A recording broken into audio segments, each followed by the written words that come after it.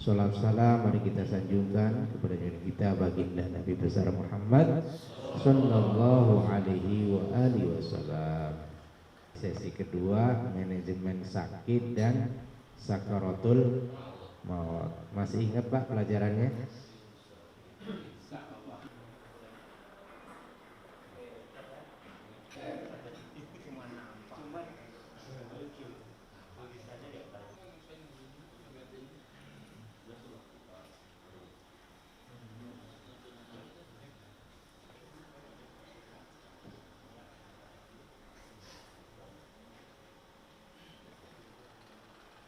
Sallallahu alaihi wasallam. Wassalatu Rasulullah Habibul Karim wa ala alihi wa sahbihi. Apa kabar Bapak Ibu sehat semuanya? Alhamdulillah. Luar biasa. Sayyidina Muhammadin wa ala alihi wa sahbihi ajma'in. Amma ba'd. Salat a'udzubillahi minasyaitonir rajim. Ya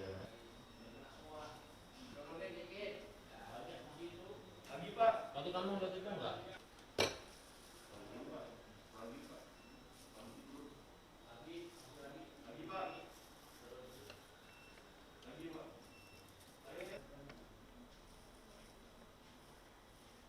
Masukin YouTube.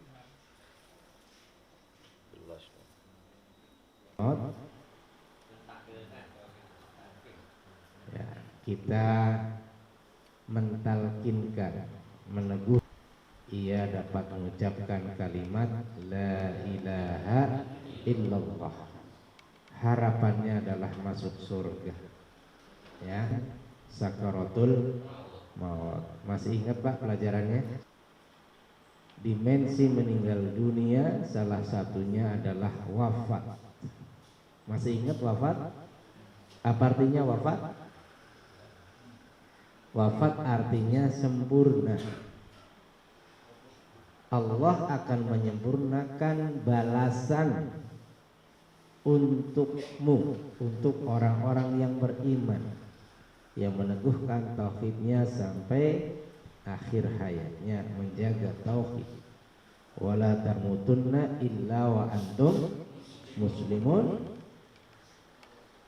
Maka nanti di hari kiamat Allah akan memberikan balasan yang sempurna. Wa innama tuwaffawna ujurakum yaumal qiyamah. Dan sesungguhnya Allah akan memberikan balasan yang sempurna kepada kalian nanti di hari kiamat. Apa balasan yang sempurnanya? Faman zuhziha 'anil nar. Siapa orang yang dijauhkan, dihindarkan, tidak dimasukkan ke neraka, wa udkhilal jannah, dan dimasukkan ke surga, maka itulah balasan yang sempurna dari Allah. Masuk surganya nggak pakai transit, nggak pakai mampir, ya, nggak digodok dulu, nggak diceburin dulu ke neraka. Faqad faz, maka itulah orang-orang yang beruntung. Dialah orang-orang yang sukses. Maka harapan kita selalu saat di dunia berdoa kepada Allah, Rabbana atina fid dunya hasanah wa fil akhirati hasanah wa qina adzabannar. Kita berharap, bermohon kepada Allah hasanah di dunia, hasanah di akhirat, dan terhindar, terbebas dari siksa api. Bila mana terjadi musibah kematian, kadangkala keluarga itu panik, bingung apa yang harus dilakukan dalam kondisi sedang berduka, sedang sedih, ya, mendapati keluarganya wafat, meninggal dunia. Nah, di sini kita harus tahu apa yang harus dilakukan setelah seseorang itu meninggal. Di sini kita sebut ada namanya manajemen P3J. pertolongan pertama pada jenazah. Ya. Pernah dengar istilah ini P3J? Orang mati kok perlu ditolong di awal. Nah, biasanya P3K, pertolongan pertama pada kecelakaan. Nah, ini ada P3J. Kita kenali dulu tanda daripada seseorang yang telah meninggal dunia. Salah satunya yang biasa kita jumpai itu matanya melotot, ya, pandangannya terangkat, ya, melotot matanya, Pak. Kemudian tangannya sudah nggak bisa sudah lunglai, ya, sudah lemes gitu ya. Jadi kedua kakinya juga lemes, denyut-denyut nadi di pergelangan tangan, di leher, di jantung, ya, semuanya berhenti. Dan untuk lebih memastikannya lagi, seseorang memang sudah wafat, ya kita panggil rumah sakit, panggil dokter, panggil puskesmas untuk mengecek kondisi jantungnya. Apakah benar-benar sudah berhenti? Nah, nanti biasanya tim kesehatan setelah memastikannya pasti akan dikeluarkan surat kematian. Nah, itu berarti benar sudah wafat. Maka biasanya di rumah sakit juga akan dibawa pulang manakala sudah dibekali surat kematian. Nah, di sini biasanya apa yang akan dilakukan pihak rumah sakit? Nah, ini yang harus kita lakukan di rumah manakala kita jumpai keluarga kita wafatnya di rumah. Jadi orang mati itu salah satunya seperti ini terlihatnya, ya. Serem nggak, Pak?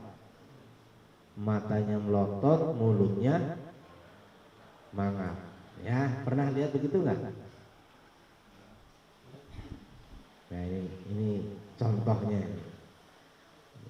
Mati serba mendadak.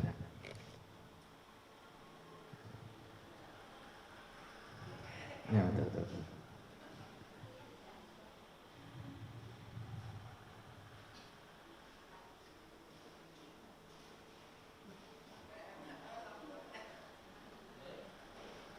Ya.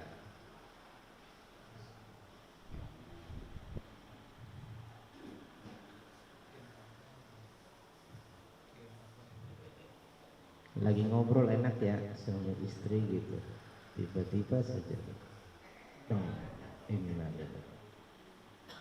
Bahkan ini yang terlihat semangat sekali reporter, tiba-tiba ajal datang, ya. Nah, tuh ke bawah, ya, jatuh ke bawah, lihatin lagi, diulang. Matanya melotot.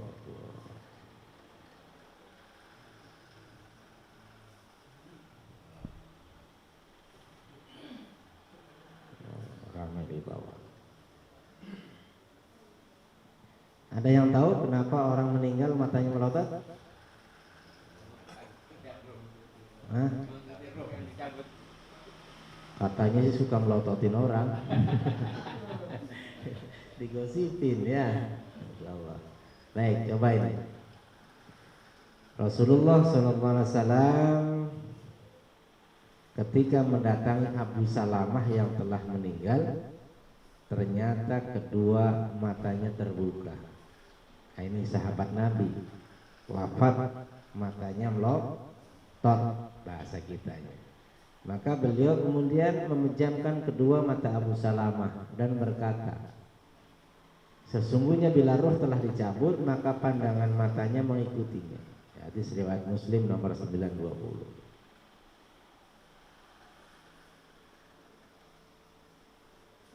Ruhnya keluar, dicabut, matanya ngikut ke atas.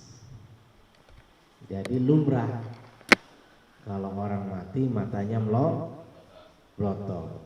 Jadi jangan dihubung-hubungkan. Kemarin pengurus masjid melototin anak-anak sih. Ya, ini nggak ada hubungannya. Jadi memang lumrahnya seperti itu. Dan kalau kita mendapati keluarga kita wafatnya di rumah, ya kita keluarga yang nolong. Segera tutup matanya, gitu Pak. Satu, biar nggak serem. Dua, kalau terlambat jangan melotot terus. Jangan tunggu amilnya datang, belum tentu bisa segera. Nah, kalau meninggalnya sore, amilnya datang besok, bisa nggak ditutup? Nggak bisa, karena urat-uratnya sudah putus. Maka di sini pertolongan pertama itu berapa lama waktunya dari saat terjadi kematian. Ya, nanti kita bahas. Kita lihat dulu apa yang kita lakukan setelah menutup mata. Nabi mendoakan Abu Salamah. Ada doanya nih. Nih doanya nih. Allahumma ighfir li Abi Salamata warfa' darajatahu fil mahdiyyin. Ya, ini doanya. Ya Allah, ampunkan dosa Abu Salamah dan angkatlah derajatnya bersama orang-orang yang mendapat petunjuk. Dan seterusnya, agak panjang. Ya. Kalau kita lupa minimal Allahumma ighfir li, sebutkan nama yang wafat. Ya, harus diganti namanya. Kalau nggak diganti ya nanti larinya ke Abu Salamah doanya gitu. Jadi Allahumma ighfirli Rusmono gitu, sumpama ya. Jadi disebutkan namanya. Dan ini yang dilakukan oleh baginda Nabi Shallallahu Alaihi Wasallam. Orang yang baru wafat sangat memerlukan doa orang yang hidup. Jadi begitu sudah putus rohnya langsung didoakan. Doanya Allahumma ighfir lahu warhamhu wa'afihi wa'fu anhu. Boleh itu yang diingat itu gitu. Sebutin nama yang wafat. Nah, setelah menutup mata dan mendoakan Abu Salamah, Nabi kemudian mendatangi istrinya, memberikan sebuah nasihat agar hatinya tetap tenang, keimanannya tetap kokoh. Karena kadang orang kalau ditimpa musibah itu bahasa kampung saya ngelokro. Apa ngelokro? Ngenes. Abot bener rasanya, bener gak? Nah, Nabi mendatangi Ummu Salamah istrinya dan Nabi menyampaikan, siapa saja dari hamba yang tertimpa suatu musibah lalu mengucapkan inna lillahi wa inna ilaihi raji'un, kemudian diiringi dengan doa Allahumma ajurni fi musibati wa akhlif li khairan minha, maka Allah akan memberinya ganjaran dalam musibahnya dan menggantikannya dengan yang lebih baik. Hadis riwayat Muslim. Nah, ini. Inna lillahi wa inna ilaihi raji'un. Sesungguhnya kita milik Allah dan kita semuanya akan kembali kepada Allah. Ini biasanya kalimat ini disebut kalimat istirja, ya. Kemudian diiringi dengan doa, ya Allah, berilah aku pahala dalam musibahku ini dan berilah ganti yang lebih baik daripadanya. Nah, ini supaya hatinya nggak terlalu gundah, nggak ngelokro, nggak ngenes, ya, nggak down. Sesungguhnya kita milik Allah dan kita semuanya akan kembali kepada Allah. Di dalam Al-Quran orang beriman ketika didapatkan kondisinya dalam kondisi musibah, di dalam surat Al-Baqarah 155-157 Allah memberikan kabar gembira. Wa basyiris sabirin, beritakanlah kabar gembira kepada orang-orang yang sabar. Alladzina idza asabathum musibah, yang ketika mereka mendapati suatu musibah, qalu, mereka mengatakan inna lillahi wa inna ilaihi raji'un. Ulaika alaihim salawatu min rabbihim wa rahmah wa ulaika humul muhtadun. Ini bentuk balasannya dari Allah, rewardnya dari Allah. Mereka semua akan mendapatkan keberkahan. Sholawat disebutkannya, ya. Maka kadang di kita di sini istilah orang mau takziah itu mau kemana? Mau nyelawat. Mungkin dari sini kali ya. Ulaika alaihim sholawat, mau nyelawat. Ya. Keluarganya akan mendapatkan keberkahan, salawat, ya, kesejahteraan dari Allah. Dan juga rahmah, ya, kasih sayang dari Allah, dan juga petunjuk dari Allah. Nah, disinilah pentingnya menyikapi musibah. Bahkan musibah itu tidak hanya bentuknya kematian. Jadi ayat ini juga berlaku ketika kita mendapatkan musibah. Contoh musibah longsor, musibah gempa, kecelakaan, ya. Bahkan kita mungkin kesandung di jalan juga yang diucapkan adalah inna lillah, ya, sesungguhnya kita milik Allah. Jadi ternyata luar biasa bagi orang yang beriman ketika dapat musibah ternyata juga mendapatkan pahala. Nah, di sini. Berikutnya keluarga duka, selain mengucapkan innalillah, ternyata di dalam hadis qudsi disebutkan apa yang dikatakan oleh hambaku itu ketika aku mengambil nyawa anak hambaku. Malaikat ditanya oleh Allah, dan ternyata keluarga duka ini mengucapkan, dia memujimu dan mengucapkan inna lillahi wa inna ilaihi raji'un, ya, kalimat pujian kepada Allah. Bahasa Arabnya apa? Memuji Allah, alhamdulillah. Kemudian diiringi inna lillahi wa inna ilaihi raji'un. Nah, coba lihat nih Pak, ini nggak lumrah di kita ini, ya. Suami meninggal kata istrinya alhamdulillah, inna lillahi wa inna ilaihi raji'un. Kata anaknya juga begitu. Begitu tahu ayahnya meninggal, kata anaknya alhamdulillah wa inna lillahi wa inna ilaihi raji'un. Ternyata di sini dahsyat banget Pak.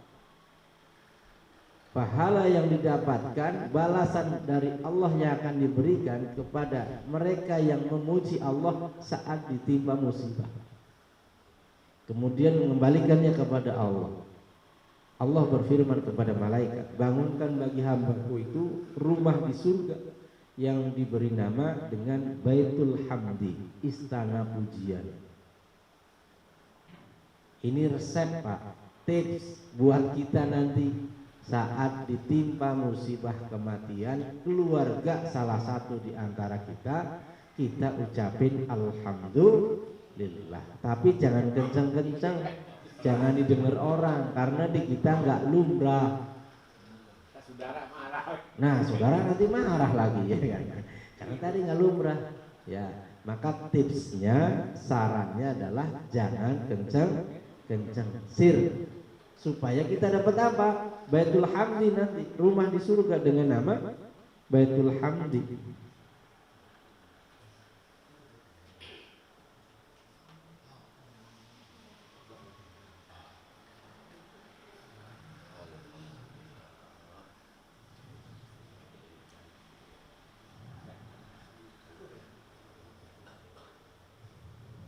Berani nggak Bapak Ibu besok ketika terjadi musibah keluarga mengucapkan seperti ini? Insya Allah, ya. Cuman tipsnya tadi jangan kencang. Dan ini hanya berlaku untuk keluarga, tidak berlaku untuk tetangga. Ya, tetangga meninggal, alhamdulillah, lain itu. Jadi kalau orang Arab Saudi itu lumrah Pak, karena tahu ilmunya, ya. Jadi mengucapkan pujian kepada Allah, ya. Alhamdulillah ala kulli hal. Doa alhamdulillah, kemudian inna lillahi wa inna ilaihi raji'un. Tadi memejamkan mata, segerakan ini. Kemudian juga menutup mulut mayit manakala mulutnya mangap, rahangnya terbuka, maka biasanya kalau wafatnya di rumah sakit pasti diikat sininya. Betul nggak begitu? Nah, iya. Kalau meninggal di rumah ya sama, cuman yang ikat siapa? Ya yang di rumah. Ya, ini bentuk pertolongan pertamanya. Tuh. Kakinya dilurusin, tangannya disedekapin, ya, luruskan urat-uratnya. Kepalanya kalau miring dilurusin, ganjel kanan kiri pakai bantal biar lurus. Mata tadi sudah ditutup, mulut sudah diikat, tangan pun boleh jadi diikat, disedekapin seperti orang sholat, tangan kanan di atas diikat, kaki dilurusin, jempolnya diikat, ya, kadang kakinya juga diikat. Nah itu bentuk pertolongannya begini. Dan ini jangan lewat dari 4 jam. Itu P3J, makanya dilakukan di awal. Maka di rumah sakit sebelum dibawa pulang SOP-nya pasti seperti itu. Dan itu dilakukan 2 jam di awal. Setelah dipastikan meninggal di 2 jam pertama, baru jenazahnya silakan dibawa pulang sambil ngurus surat kematian. Begitu pula di rumah, ya. 2 jam pertama kita laporkan ke puskesmas terdekat. Ya, di sini suka begitu nggak? Iya, itu SOP negara itu. Ya bukan punya Pak RT, bukan punya lingkungan, SOP negara. Di RT RW membantu bikin surat keterangan pengantar. Nanti ada KTP, ada kakak almarhum, dibawa dilaporkan ke puskesmas. Ya. Bila mana puskesmas ada dokter, ya bisa langsung meluncur ke rumah duka. Nanti akan dicek penyebab kematiannya. Nanti akan dikeluarkan surat kematian berstempel.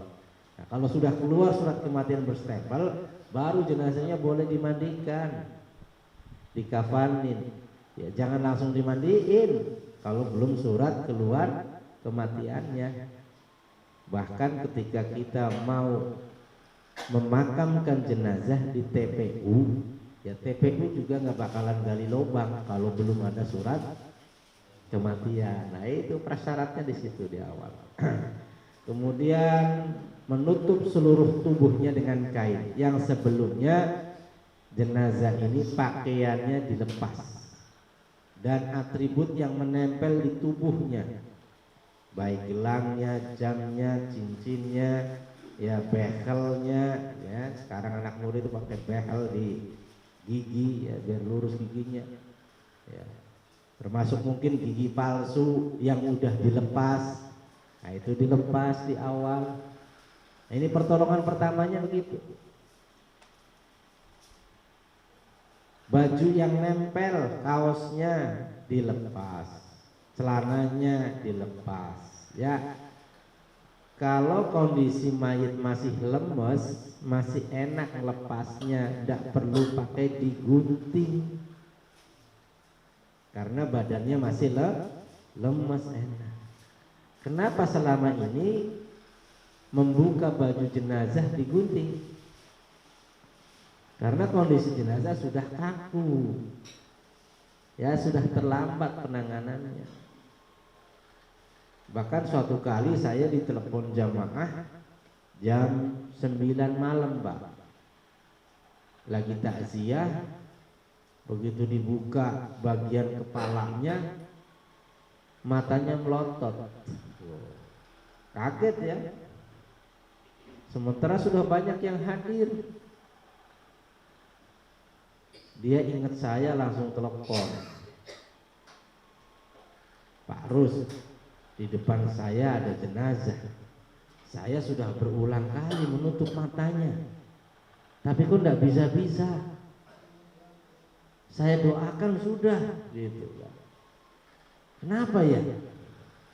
Saya balik bertanya, wafatnya jam berapa Ji? Ya, yang saya tanya wafatnya jam berapa? Ternyata jawabannya jam 2 siang. Ya, dia nutup tadi jam 9 malam. Sudah berapa jam? 7 jam. Jadi ternyata nggak ada yang menanganin gitu loh. Nah, ini pentingnya Bapak Ibu. Hal ini kita tahu supaya kondisi mayit, kondisi orang yang kita cintai, kita muliakan dari awal. Ya, itu salah satu ini. Kemuliaannya memuliakan dalam bentuk seperti ini. Tempatkan di tempat yang layak. Taruh di dipan, jangan digeletakin di lantai. Ya, sebagaimana ketika tidurnya gitu. Taburkan kapur barus atau kopi di bawah dipan. Nah, ini teknis kita. Ya. Tujuannya apa? Buat mengurangi aroma mayit kalau jenazahnya bau. Kadang kita jumpai ada jenazah yang bau banget, Pak. Wah, itu orang yang sakitnya sudah lama itu, apalagi sampai tubuhnya, mohon maaf, kadang ada luka, ya, diabetes begitu. Itu baunya luar biasa. Ya, ini maka biasanya ada kapur barus, segerakan itu, kopi. Kalau kita punya pewangi ruangan boleh ya disemprot kayak contoh ini ya. Ini kan pewangi ruangan ini. Ya kan? Tadi disemprot ya, semprot lagi biar baunya wangi. Nah, ini mengurangin aroma yang muncul dari tubuh si mayat. Ya. Kemudian hendaknya keluarga terdekat mengurus hutang si mayit manakala kita tahu dia punya hutang. Ya. Atau dijanjikan kepada orang yang berhutang, nanti kami yang menyelesaikan. Biasanya begitu. Ini menutup mayit. Kita biasanya di rumah punya kain panjang. Kain apa namanya? Jarik, ya. Kain batik. Nah, itu yang paling simpel itu buat nutup tubuh si mayit. Setelah pakaiannya dilepas, ditutup dengan kain batik. Menyedekapkan mayit, ya. Bila memungkinkan, ya, dan kita memang sudah biasanya umumnya disedekapin, kita sedekapin. Ternyata ada jenazah yang nggak bisa disedekapin, ya, karena sudah lama kaku masih begini saja, lurus, ya nggak apa-apa, ya, karena tidak ada keharusan harus sedekap tangan, itu kalau, ya jangan dipaksa nanti sampai bunyi krak begitu ininya, nggak boleh, menyakiti mayit itu namanya, mematahkan tulang mayit, itu sama saja mematahkan dia waktu hidup. Boleh, Nabi melarangnya, ya, gitu. Nah, jadi ini masalah sedekap mayit itu, ya, bagaimana apa kita biasanya, ya, menyegerakan pembayaran hutang tadi. Apakah harus memposisikan ke arah kiblat? Ya, karena kadang di masyarakat kalau ada orang meninggal dicari arah kiblatnya mana supaya buat meluruskan jenazah ke arah kiblat, kan gitu ya. Padahal ini ketentuan juga sebetulnya tidak ada, ya, harus ada kiblat gitu. Ya, baik-baik saja, boleh-boleh saja silahkan kalau memungkinkan kondisinya, ya, tempatnya memungkinkan, monggo. Kalau nggak memungkinkan juga jangan dipaksa harus ngadep kiblat. Ya, nanti akhirnya ngalangin jalan, pintunya ketutup, nggak ada orang bisa lewat. Wong rumahnya cuma petakan, ya, RSSSS gitu kan.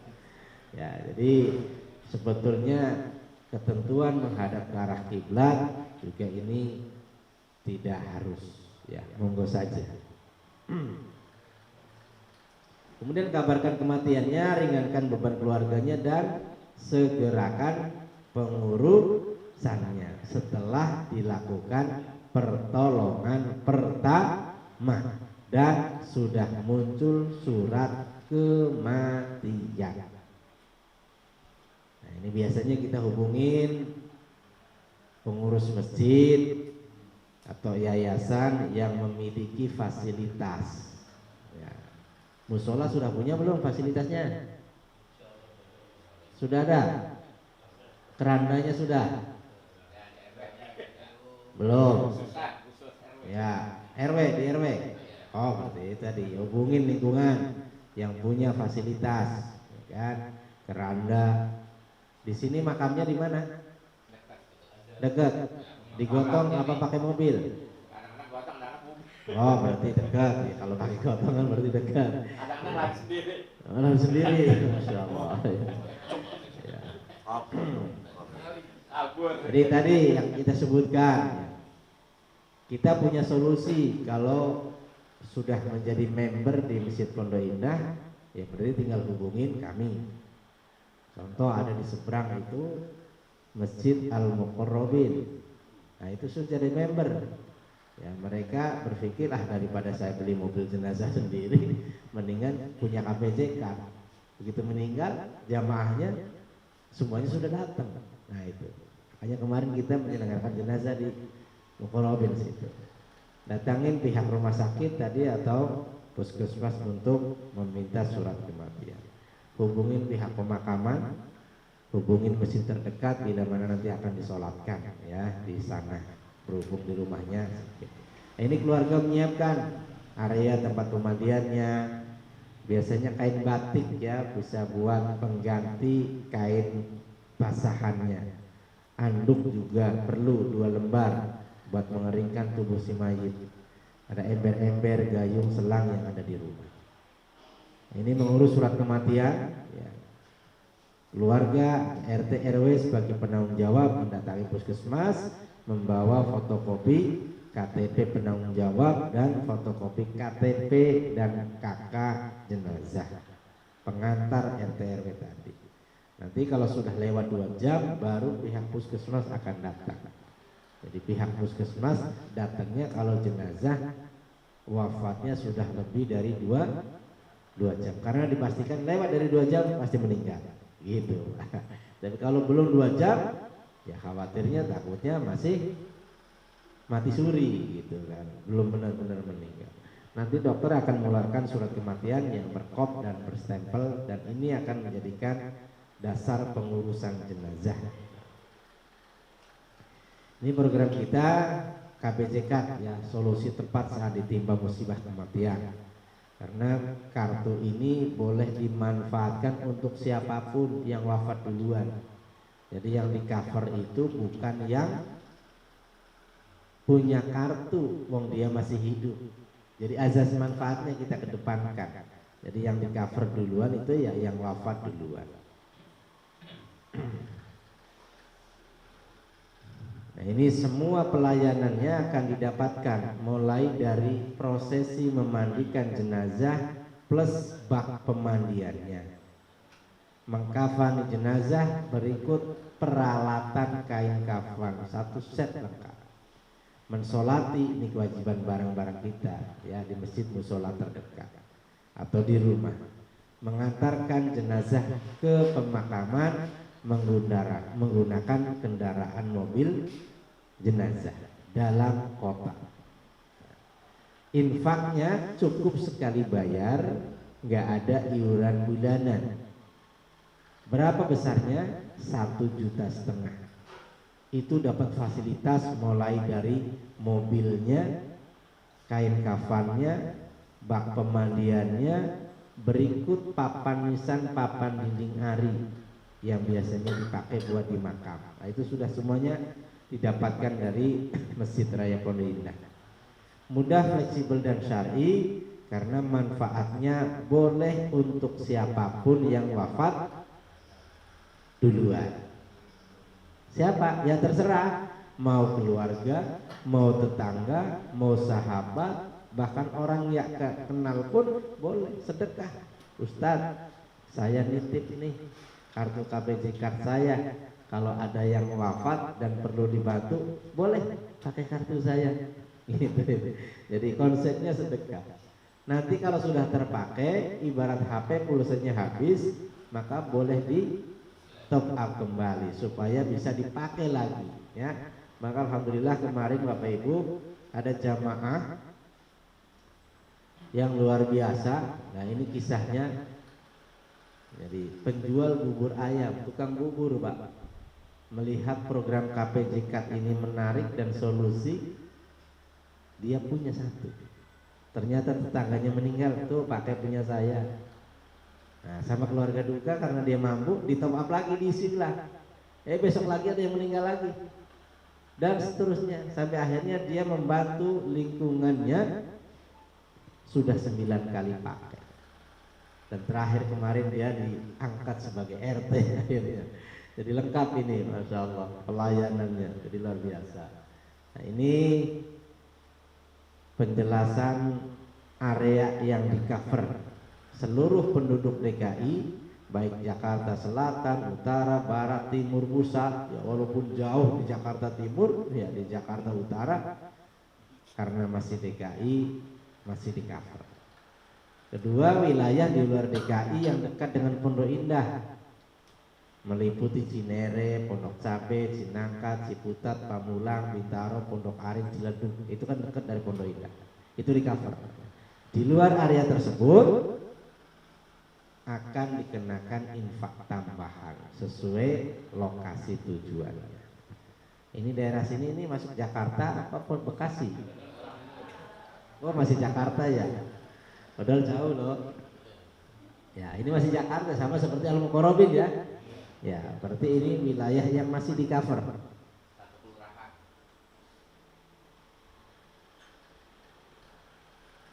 Tapi kalau nyebrang ke sono dikit, nah itu sudah Bekasi itu. Ya hitungannya ke sono dikit gitu, karena Bekasinya di sini walaupun perbatasan DKI tapi jauh dari Pondok Indah, maka ada kena biaya tambahan. Maka kemarin waktu saya roadshow di daerah jalan situ itu langsung mendaftar 3 jiwa dan sudah kepakai 2 kali. Ya ada infak tambahannya 750.000 itu tambahannya. Ini yang tidak di cover sama kita, ada bunga-bunga, biasanya kan minta bunga, kita enggak ya.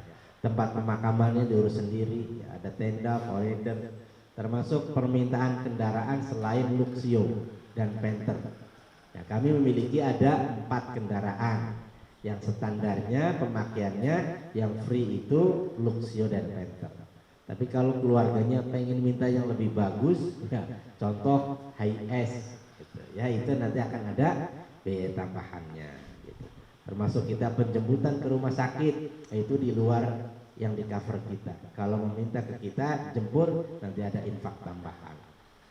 Bisa juga diantar keluar kota, ya dengan tujuan di mana nanti kita akan hitung kilometernya, ya berapa nilainya.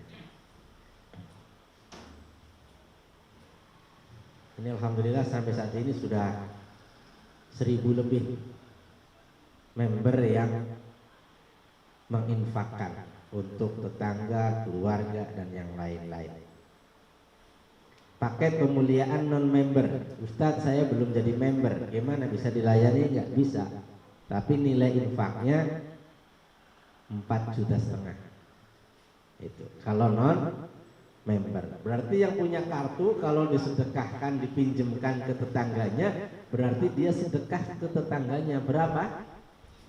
3 juta. Gitu. Ya karena dia belum jadi member gitu kan.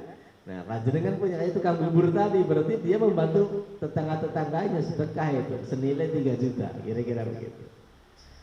Kita juga punya program layanan gratis bagi para duafa yang memang benar-benar tidak mampu, perlu dilayani, cukup dengan modal surat keterangan tidak mampu, domisili Jakarta dan yang terdekat, plus tadi surat kematian, ya, free pelayanan dari kami semuanya dari Masjid Pondok Indah. Nah ini kondisi kita menyikapinya ketika datang musibah, bahwa musibah itu adalah qadarullah, atas izin Allah. Ma asaba min musibatin illa biiznillah. Tidak ada suatu musibah pun yang menimpa seseorang kecuali dengan izin Allah. Wa may yu'min billahi yahdi qalbah wallahu bikulli syai'in alim. Dan barang siapa yang beriman kepada Allah, niscaya dia akan memberi petunjuk kepada hatinya, dan Allah Maha mengetahui segala sesuatu. Ya, jadi kita kembalikan kepada Allah. Orang beriman harus selalu berbaik sangka kepada Allah, walaupun datang kematian. Ya, hendaklah tenang saat dirundung duka. Nah, di sini kita harus tenang. Dan dilarang meratapi mayit. Bentuk kegundahan ngenes kita ditampakkan. Nah, itu jadinya meratap. Ya, contohnya di sini bukan golonganku orang yang menampar pipi dan merobek-robek pakaian serta berteriak-teriak cara jahiliyah. Ya, sepertinya dia berontak. Ya, tidak suka, tidak ikhlas, ya, tidak ridho atas ketetapan Allah, ya. Bahkan berkata-kata yang tidak baik. Waduh, suami saya meninggal, nanti saya makan apa ya? Nah, itu salah satu ucapan ratapan, ya, bahwa Allah itu pasti menyediakan apa yang terbaik buat hambanya. Jadi ketika kita kembalikan kepada Allah tadi, Allah akan memberikan petunjuk kepada kita dan kesejahteraan, kebahagiaan. Sekedar menangis, ya. Orang sedang berduka pasti, ya, menetekkan air mata, ya, nggak bisa dibendung. Nah, ini yang kadang di masyarakat terjadi, nggak boleh ditangisin jenazah itu. Ya, nanti kalau kena air mata jenazahnya jadi begini, jadi begitu. Nah, ini padahal di sini Rasulullah SAW juga pernah mengeluarkan air mata. Ya, ini hadisnya ya dari Ibnu Umar radhiyallahu an, bahwasanya Rasulullah SAW meninjau Sa'ad bin Ubadah dan besertanya ialah Abdurrahman bin Auf, Sa'ad bin Abu Waqqas dan Abdullah Ibnu Mas'ud radhiyallahu anhu. Kemudian Rasulullah SAW menangis. Ketika orang-orang sama mau tangisan Rasulullah, maka mereka pun menangis. Selanjutnya beliau bersabda, adakah engkau semua tidak mendengar sesungguhnya Allah itu tidak akan menyiksa sebab adanya air mata yang mengalir di mata. Ya, orang sedih nangis wajar, lumrah. Yang enggak boleh itu nangisnya berlanjut, nangisnya berlebihan, ya. Nangisnya sampai guling-guling di lantai, nangisnya sampai kondisinya mengenaskan. Nah, itu yang boleh, ya. Tidak pula karena kesusahan hati, tetapi Allah menyiksa itu ialah dengan sebab adanya perbuatan ini ataupun Allah memberikan kerahmatannya. Beliau menunjuk kepada lisannya. Itu tadi nggak boleh berbicara yang tidak-tidak, gitu. Sekedar menangis. Sesungguhnya mayat akan disiksa karena tangisan keluarganya padanya. Ini tangisan yang dilarang, tangisan yang meratapi, ya, bukan hanya sekedar karena berduka sedih. Ya, jadi jangan berlebihan. Kalaupun nangis diperbolehkan. Ini doa takziah bagi keluarga terdekat, lingkungan, tetangga, hendaknya kemudian menguatkan keluarga duka. Ya, salah satunya dengan doa. Ya. Inna lillahi ma akhadha wa lahu ma a'ta wa kullu syai'in 'indahu bi ajalin musamma fal tasbir wal tahtasib. Boleh juga dengan yang lain, a'zamallahu ajraka wa ahsana azzaaka wa ghafara limajitika. Nah, ini doa biar menguatkan orang yang sedang ditimpa musibah, ya, agar kuat imannya. Jadi Bapak Ibu yang dirahmati Allah, salah satu menguatkan keluarga duka adalah kita meringankan beban saat orang sedang ditimpa musibah. Maka biasanya di lingkungan itu ada rukun kematian, ada paguyuban atau lingkungan RT, ya. Orang yang sedang berduka jangan sampai dibebani. Ya. Maka biasanya supportnya itu, ya, jenis makanan atau minuman, itu lingkungan yang menyediakan. Jadi bukan keluarga duka yang ribet ya menyiapkan hal-hal yang disiapkan ya. Contoh kemarin di lingkungan saya meninggal Pak Bu, ya keluarga duka nggak masak, yang masak tetangganya ya, selama beberapa hari diberikan, sehingga ini bisa membuat keluarga yang sedih, yang sedang berduka bisa jadi tambah semangat gitu. Nah itu salah satunya begitu.